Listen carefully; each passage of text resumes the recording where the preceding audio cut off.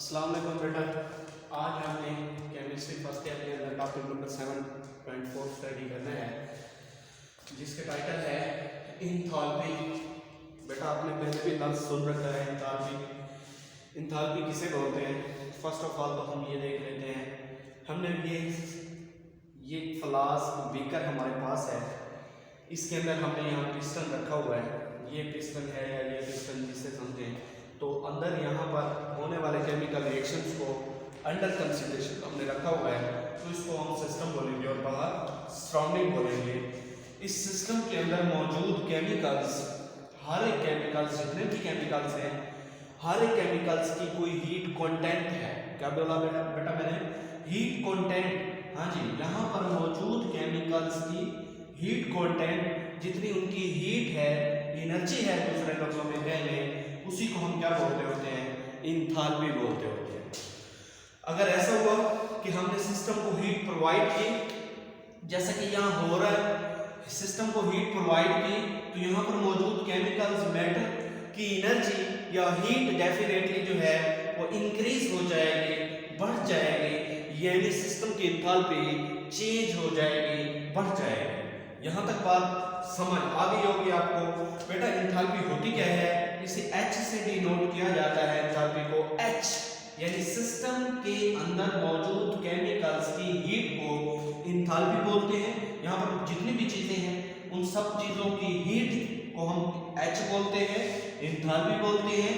अब वो किस चीज के इक्वल होती है, कैसे, उसका फार्मूला क्या होता है? तो बेटा यहाँ सिस्टम में मौजूद केमिकल्स की इंटरनल एनर्जी और साथ में ही उस केमिकल जो यहाँ पर मौजूद हैं उनके ऊपर प्रेशर और उनका जितना वॉल्यूम है उसके प्रोडक्ट के सम के बराबर होती है। हाँ जी, यहाँ मौजूद केमिकल्स की इंथैल्पी कितनी होगी, हीट कितनी होगी यहाँ पर मौजूद केमिकल्स की, कैसे पता चलेगा? आप ऐसे पता करना, यहाँ पर मौजूद केमिकल्स की इंटरनल एनर्जी तो पता कर लेंगे जी। दूसरी बात, यहाँ पर मौजूद केमिकल्स के ऊपर प्रेशर मालूम कर लेंगे जी, कर लेंगे। यहाँ पर मौजूद केमिकल्स का वॉल्यूम मालूम कर लेंगे जी, कर लेंगे। प्रेशर और वॉल्यूम को मल्टीप्लाई कर देना है और इंटरनल एनर्जी को सम कर देना है, तो वही हमारे पास इस सिस्टम की इंथैल्पी होती है। अब बेटा इस सिस्टम की इंथैल्पी अगर मैं मालूम करना चाहूँ होगी क्या, पहले मैं ये बता रहा हूँ कि क्या होगी, फिर ये बताऊंगा कैसे कैलकुलेट होगी। इस सिस्टम की इंथैल्पी होगी एक्चुअली यहाँ पर मौजूद केमिकल्स की इंटरनल एनर्जी, ये इंटरनल एनर्जी कितनी है वो हो जाएगी, और साथ में यहाँ पर मौजूद केमिकल्स के ऊपर प्रेशर वो हो जाएगा, और वॉल्यूम उसका प्रोडक्ट हो जाएगा। तो इसी चीज को हम इंथैल्पी बोलते होते हैं। ये मैंने नीचे यहाँ लिख दिया। इंथैल्पी क्या होती है? Enthalpy is a state function. ये सिस्टम की एक प्रॉपर्टी है जो चेंज भी होती है। हाँ जी, एक बात कि इंथैल्पी जो सिस्टम की इंथैल्पी है, हीट है, ये चेंज भी होती है। इस सिस्टम की वो प्रॉपर्टी है जिसकी इनिशियल और फाइनल कंडीशन होगी। क्यों? मैंने अभी बताया था, जब मैं हीट सिस्टम को दूंगा तो यहाँ पर मौजूद केमिकल्स की इंटरनल एनर्जी चेंज होगी, जब ये चेंज होगी तो प्रेशर वॉल्यूम चेंज होगी, जब ये सारी चीजें चेंज हो रही है तो ये भी चेंज होगी। दोबारा से हमने सिस्टम को हीट दी बेटा, heat absorb by the system. Heat absorb करने पर पहले ऐसे मूव कर रहे थे, इंटरनल एनर्जी ये थी, अब हीट अब्सॉर्ब कर ली, अब इंटरनल एनर्जी ये होगी, ये चेंज हो गई, ऐसा हुआ ना। फिर बेटा ये चेंज होती है तो आपको पता है यहाँ वॉल्यूम भी चेंज होता है, वॉल्यूम से ये, यहाँ से ये हो गया, बढ़ गया वॉल्यूम, और प्रेशर क्या हो जाता है?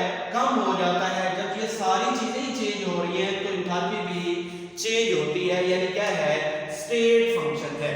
Enthalpy is a state function. हाँ जी, अब इंथैल्पी हमें पता चल चुका है क्या होती है। सिस्टम के अंदर मौजूद केमिकल्स की हीट को हम इंथैल्पी बोलते हैं। वो कैसे पता चलती है? उसके केमिकल की इंटरनल एनर्जी और प्रेशर वॉल्यूम के प्रोडक्ट के सामने बराबर होती है। अब मालूम करनी है इंथैल्पी, ये सिस्टम है, इसकी इंथैल्पी कैसे मालूम कर पाएंगे? ऐसे यहाँ पर मौजूद केमिकल्स की हीट कितनी है कैलकुलेट करना मुश्किल नहीं, हो ही नहीं सकता कैलकुलेट, बहुत मुश्किल है। तो बेटा हम एंथैल्पी को किसी सिस्टम की मेजर करना चाहते हैं तो एक तरीका है एंथैल्पी को मेजर करने का, वो हम एंथैल्पी को चेंज मेजर करते हैं। चेंज कितनी हुई है, पहले हीट कितनी थी, बाद में हीट कितनी हो गई, तो ये जो चेंज आया है वो मालूम कर लें तो आपको सिस्टम की एंथैल्पी मेजर हो सकती है, यानी चेंज इन एंथैल्पी मेजर होता है। तो बेटा ऐसे है, not possible to measure the enthalpy of a system. ये बात लिख दी मैंने कि एक सिस्टम के अंदर मौजूद केमिकल्स की कितनी हीट है पता नहीं चलता। जब आप उन केमिकल्स की हीट को चेंज होगी, आपने हीट दी या निकाली, तब जो चेंज आएगा वो मालूम हो सकता है। The change in enthalpy of a system is measured, जिसे हम क्या बोलते होते हैं, स्टेट फंक्शन।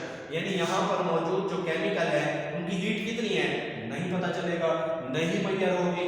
हाँ ये पता हो सकता है, आप हीट इसे दो कि चेंज यहाँ पर हीट का कितना आया है तो वो मालूम हो सकती है, यानी एंथैल्पी चेंज मालूम होता है, जिसे हम स्टेट फंक्शन भी बोलते हैं। तो बेटा एंथैल्पी नहीं मालूम होती, इसी वजह से मालूम करने के लिए हम क्या मालूम करें, चेंज इन एंथैल्पी। जब एंथैल्पी चेंज होती है आपको पता है तो इंटरनल एनर्जी भी चेंज होती है। ये सिस्टम है, इसको हीट दी तो इसकी हीट पहले जितनी थी अब उससे चेंज हो जाएगी, बढ़ जाएगी। ये सिस्टम है, इसको हीट दी, पहले यहाँ मौजूद मॉलिक्यूल्स की जो केमिकल की एनर्जी थी, हीट थी, अब वो क्या हो जाएगी, चेंज हो जाएगी। अब बेटा हीट भी चेंज हुई तो साथ साथ उनकी एनर्जी भी चेंज होगी और साथ साथ उनका प्रेशर वॉल्यूम प्रोडक्ट इसमें भी तब्दीली आएगी, चेंज होगा। ये भी सेम प्रेशर और वॉल्यूम का जो प्रोडक्ट है वो भी कांस्टेंट नहीं रहेगा, वहां पर भी चेंज जरूर आएगा। इसी को हमने ओपन किया है तो बेटा ये चेंज प्रेशर भी होगा, चेंज वॉल्यूम भी होगा। जब आपने एक सिस्टम को हीट दी है तो उसकी एंथैल्पी चेंज होगी, पहले वहां मौजूद केमिकल की हीट चेंज हुई जिसकी वजह से इंटरनल एनर्जी चेंज हो रही है। इंटरनल एनर्जी चेंज होती है तो वॉल्यूम भी चेंज होता है, प्रेशर भी चेंज होता है, तो ये दोनों चीजें चेंज हो रही है। हमने चेंज को दोनों के साथ मल्टीप्लाई कर दिया, चेंज प्रेशर, ठीक है, ये प्रेशर चेंज हो रहा है और ये चेंज वॉल्यूम, तो यहाँ वॉल्यूम चेंज हो रहा है। बाकी वैसे का वैसे यहाँ जो चेंज है, इस चेंज करने से, हीट चेंज करने से इंटरनल एनर्जी चेंज हुई, प्रेशर और वॉल्यूम के प्रोडक्ट भी चेंज हो रहे हैं। तो चेंज को प्रेशर के साथ मल्टीप्लाई किया क्योंकि प्रेशर भी चेंज हो रहा है, चेंज को वॉल्यूम के साथ मल्टीप्लाई किया क्योंकि वॉल्यूम भी चेंज हो रहा है। अब हम ऐसे करते हैं, कहते हैं कांस्टेंट प्रेशर के ऊपर प्रेशर कर दिया कांस्टेंट, प्रेशर क्या कर दिया है, यानी ये जो है चेंज नहीं होगा, कांस्टेंट कर दिया, इसको जीरो कर दिया, सिफर कर दिया, तो ये सारी वैल्यू क्या हो जाएगी, सिफर हो जाएगी, जीरो हो जाएगी, क्या हो जाएगी, जीरो हो जाएगी। तो बेटा बाकी आपके पास इक्वेशन क्या बच जाएगी, del H is equal to del E into P del V, ये बच जाएगा। यहाँ हम क्यों ये हट क्यों गई है, चली क्यों गई है इस इक्वेशन में से, क्योंकि यहाँ हमने डेल्टा पी की वैल्यू क्या पुट की है, जीरो, यानी हम प्रेशर को चेंज नहीं होने देंगे, प्रेशर जितना है उतना ही रखने देंगे, उतना ही रहने देंगे। तो प्रेशर को कांस्टेंट रख दिया तो इसी वजह से डेल्टा पी क्या हो जाएगा, जीरो हुआ, डेल्टा पी जीरो हुआ, ये वैल्यू जीरो हुई, जीरो को इससे मल्टीप्लाई करो तो ये भी जीरो हो जाएगा। तो बाकी बच जाएगा हमारे पास delta H is equal to delta E plus P del V. ये इक्वेशन हमारे पास फाइनल फॉर्म के अंदर आ चुकी है कि हम चेंज इन एंथैल्पी किसी भी सिस्टम के अंदर मालूम कर सकते हैं। हाँ जी दोबारा सुने, एंथैल्पी का फार्मूला क्या होता है बेटा, एंथैल्पी होती है किसी सिस्टम के अंदर मौजूद हीट, और हीट इज इक्वल टू किस चीज की होती है, कितनी हीट है वहां पर मौजूद केमिकल्स की। तो बेटा वहां पर मौजूद केमिकल्स की इंटरनल एनर्जी प्लस उनके प्रेशर और वॉल्यूम के प्रोडक्ट के बराबर होती है हीट, ठीक है। हीट जो है इंटरनल एनर्जी और प्रेशर और वॉल्यूम के प्रोडक्ट के बराबर होती है। हीट किसी भी सिस्टम की, तो हम हीट नहीं मालूम कर सकते, चेंज इन हीट मालूम कर सकते हैं, जिसे हम एंथैल्पी भी बोलते हैं, चेंज इन एंथैल्पी भी बोलते हैं। तो वो मालूम करते हैं, चेंज लगाने के लिए यहाँ भी चेंज, यहाँ भी चेंज, यहाँ भी चेंज, ओपन किया तो इसके साथ भी डेल्टा आ गया, इसके साथ भी डेल्टा आ गया, फिर हमने डेल्टा पी को जो है, प्रेशर को जो है वो कांस्टेंट कर दिया है। तो इक्वेशन हमारे पास ये शक्ल में आ चुकी है। यहाँ तक बात समझ आ गई। अब ऐसे करते हैं कि हम बात करते हैं कि ये किसी गैस के ऊपर हम किसी यहाँ मौजूद केमिकल जो है वो गैस नहीं है बल्कि लिक्विड या सॉलिड की बात कर लेते हैं। यहाँ पर मौजूद केमिकल्स कौन से हैं, लिक्विड या सॉलिड, उनकी एंथैल्पी चेंज, जो चेंज इन एंथैल्पी है वो मेजर करने की बात करते हैं। In case of liquids and solid change in state do not cause significant volume change.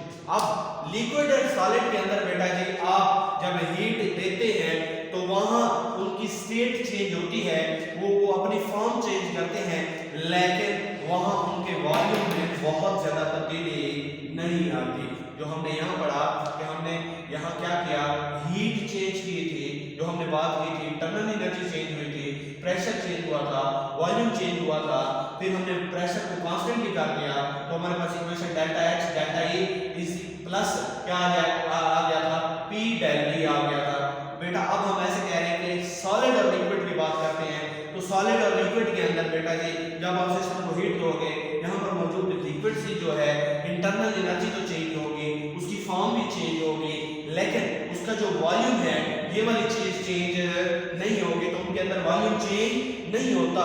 यानी डेल्टा V की वैल्यू जो है लिक्विड और सॉलिड के अंदर जीरो होगी। ये जो डेल्टा V है ये भी लिक्विड और सॉलिड के अंदर क्या हो रही है, जीरो। हाँ जी, यहाँ लिक्विड और सॉलिड की बात की जाए तो चेंज इन वॉल्यूम, बेटा लिक्विड है ना, लिक्विड हीट दे रहे हैं तो उसका वॉल्यूम में चेंज इतना नहीं आता। सॉलिड है यहाँ पर मौजूद केमिकल, उसको हीट दी जा रही है तो उसके वॉल्यूम में चेंज नहीं आता।